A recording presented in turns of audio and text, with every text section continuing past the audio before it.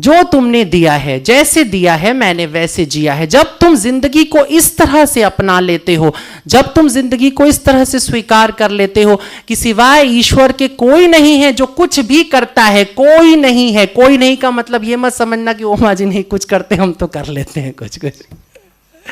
ये तुरंत होता है। सामने जब लड़ाई बोलेगी तुम कुछ करने लायक थोड़ी ना, जो भी देगा वही खुदा देगा, आदमी आदमी को क्या देगा, ऐसा नहीं है। बल्कि दूसरों के लिए बड़े शुक्र हैं, बड़े एहसान माने जाते। इस्लाम ने एहसान मानना सिखाया है पूरी दुनिया को, ये समझ लीजिए। एहसानमंद रहो, हर बात पे एहसान मानो।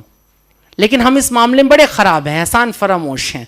हम एहसान नहीं मानते हैं, हम तुरंत कहते रहे आपने क्या दिया। अगर सामने बोल भी दिया शुक्रिया तो बाहर निकल कहते मेरी तकदीर में था, मिल गया, मैंने किया। लेकिन पैगंबर साहब ने सिखाया तुमने कुछ नहीं किया, इंशाअल्लाह, अल्हम्दुलिल्लाह, ये दो लफ्ज अगर कोई भी जीने लगे तो वो कहीं ना कहीं किसी ना किसी तरह से मोमिन हो जाएगा।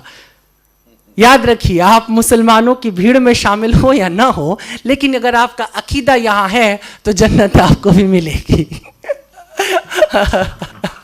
नहीं, वैसे तो कोई नहीं जानता है, मौलाना साहब भी नहीं बता सकते जन्नत किसे किसे मिलेगी, वो तय वही करेगा, वो जो रोजे महशर होगा। पैगंबर साहब की जिंदगी की 3 बातें बड़ी खूबसूरत हैं और बड़ी कीमती हैं, जिसे पूरी दुनिया, जिससे मुझे लगता है मुतासिर होती है। उसमें पहली मैंने कह दिया कि ईश्वर में अगाध निष्ठा, ईश्वर के अतिरिक्त कुछ भी नहीं है। ये पहली बात है जो उनके कैरेक्टर से हमने सीखी है और पूरी दुनिया को सीखना चाहिए, सीखती है। मैं कई बार कहता हूं कि भारत में जिस देवता की हम अब पूजा करते हैं, दरअसल वो इस्लामिक गॉड है। उस ईश्वर को भी कहीं ना कहीं से हमने इस्लाम से सीखा है। वो गॉड वैदिक नहीं है, अभी कुछ अलग है। हम मूर्तियां बना के रखते हैं, बात अलग है, लेकिन वो मूर्तियां कुछ ऐसे से, हजी कहता यहां तो हर घर में एक काबा होता है। हम उसी तरह से अब दुनिया को देख रहे हैं। हमारे पास एक ईश्वर है जो सजा भी देगा और हमें जजा भी देगा, हमको उससे फैज भी मिलना है, सब होना है। तो एक चीज है ईश्वर के प्रति 100% आस्था, और दूसरी बात जो उनसे सीखने जैसी है, मुझे लगता है कि अरब की उस जिस जगह की अभी आप चर्चा कर, बहुत अच्छी बात थी कि आपने सबसे पहले औरतों की दुर्दशा पे बात की थी। मैंने इस बात को कई बार कहा है कि यूं तो मेरा शादी ब्याह से सख्त विरोध है, मुझे लगता है ये दुनिया की सबसे ही बकवास परंपरा है, इसे खत्म हो जाना चाहिए।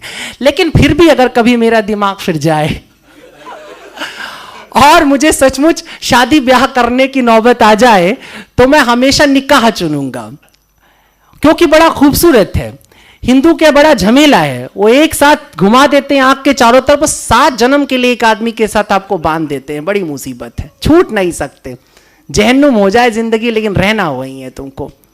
ईसाई लोग भी हाथ पकड़ कहते टिल डेथ, मरने तक हम साथ साथ रहेंगे। देखो ये सुनने में बड़ा अच्छा लगता है, जीने में बड़ा मुश्किल है। कई बार एकदम से मन बदल जाता है।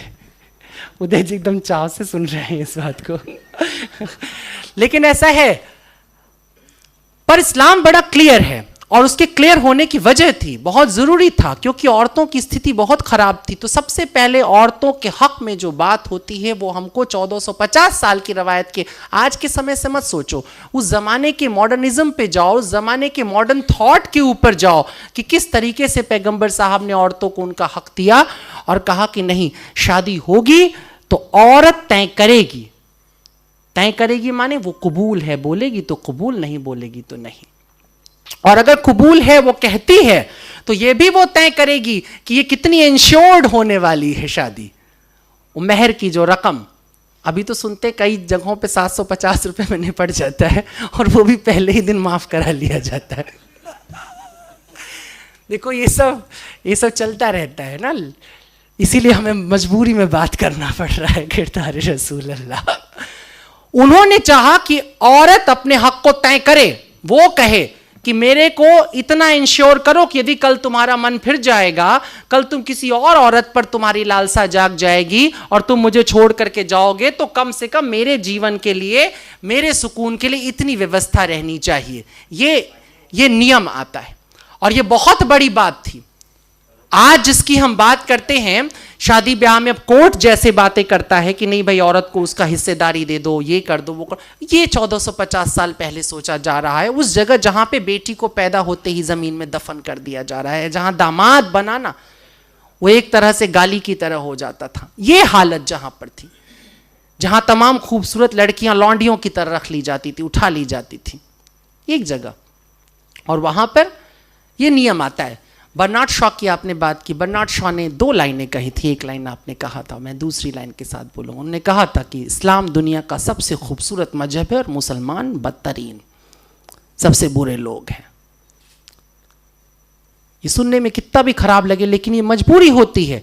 स्टेटस के साथ तुम्हें काउंट किया जाता है। तुम दावा करते हो कि तुम्हारे पास बेहतरीन सबसे बड़ा ज्ञान है, दुनिया का सबसे बड़ा ज्ञान तुम्हारे पास है, और अगर तुम उसके बाद जरा भी ओछी हरकत करते हो तो तुम सबसे पहले काउंट किए जाओगे, क्योंकि तुमने कलमा पढ़ा है, तुमने कहा है कि मैं नहीं मानूंगा किसी और को सिवाय अल्लाह के, मैं झुका रहूंगा उसकी बारगाह में, और जो झुका है अल्लाह की बारगाह में, उसके सामने जो सिजदे में पड़ा हुआ है, क्या तुम्हें लगता है कि वो इंसान कोई गुनाह करने निकलेगा, किसी का कत्ल करेगा, किसी को परेशान करेगा? ऐसा नहीं हो सकता। मगर तेरा दिल तो है सनम आशना, तुझे क्या मिलेगा नमाज में?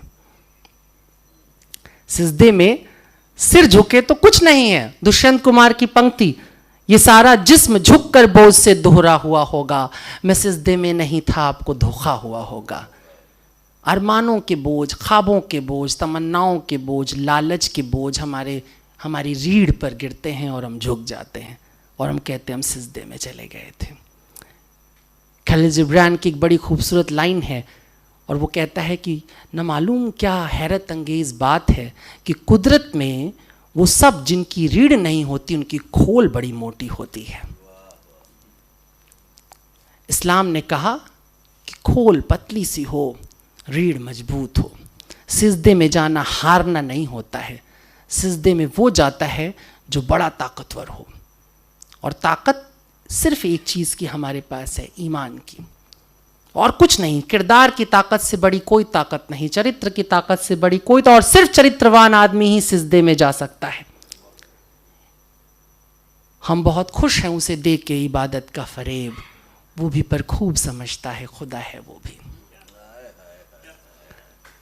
आप 100 बार ऐसा सोच लें कि आप ईश्वर के दरबार में आप घंटी बजा रहे हैं, आप जगराता, आप तो जगराता हो। कल रात माता का ईमेल आया है, वैसे भी गाने हो रहे हैं। अच्छा, इस मामले में बड़ा मुसलमान हूं, क्योंकि हिंदू लोगों के भजन बड़े खराब होते हैं। माँ मुरादे पूरी कर दे, हलवा बांटूंगी। अब बताइए क्या मामला, हलवे से बटाया जा रहा है। कम से कम सूफी कव्वालियों में अभी भी जिंदगी होती है, गहरी बातें सुनने को मिलती है। ये ज़मी है मोहब्बत की, यहाँ मना है खता करना, सिर्फ सिजदे में गिरना है और अदब से दुआ करना। आप दुनिया में किसी भी रिलीजन में हो, किसी भी धर्म में हो, अगर आप ईश्वर के सामने झुक रहे हैं तो तय करना कि आप झुके थे कि आपकी जरूरत झुकी थी, आप झुके थे कि आपकी रवायत झुकी थी। दोनों बातें तय करना। कई बार रवायत वाले बच जाते हैं, परंपरा से 5 वक्त नमाज पढ़ रहे हैं। क्यों पढ़ रहे हैं? क्योंकि पढ़ना चाहिए। ठीक है, मैं ये नहीं कह रहा हूं कि बुरा है, पढ़ो, किसी तरह पढ़ो। मैंने कहा ना, मान लो फिर जान जाओगे।